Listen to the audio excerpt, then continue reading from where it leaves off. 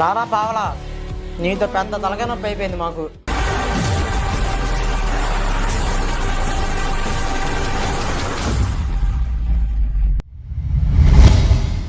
ఎందుకురా పప్పు, నేనేం చేశాను?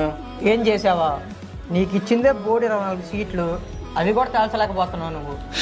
ఆ 24 సంగతి దేవుడు లేదుగా, నా బతికే తేలడం లేదురా ఇప్పుడు. ఎందుకురా నీకు తిక్కమక? ఏడో చోట నిలబడచ్చుగా. అలా అనుకునే ఫస్ట్ గాజువాకలు అనుకున్నా, తర్వాత భీమవరం అయింది, తర్వాత పిఠాపురం అయింది, ఇప్పుడు తిరుపతి. ఎక్కడ పోటీ చేస్తే ఓడిపోతానని భయంతో ఎక్కడ పోటీ చేయాలో తెలియక తికమకతో సస్తున్నారా. ఛీ, నీ బతుకు చాడా. 10 ఏళ్ళ నుంచి నువ్వేం పీకేవరా మరి? నేను పీకేదేంట్రా, బొమ్మరిల్లు ఫాదర్లా మొత్తం మీ నాన్నదే చేస్తుంటే. థ్యాంక్ గాడ్, ఇప్పుడు నాకు ఆ బాధ లేదు. ఎందుకురా?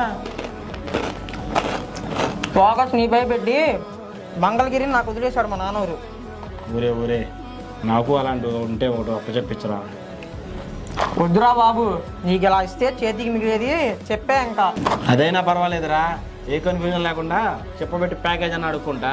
ఇలా టెన్షన్ పడే బాధ ఉండదు కదా నాకు. ఎంత పిరికోళ్ళు ఉన్నావేంట్రా నువ్వు?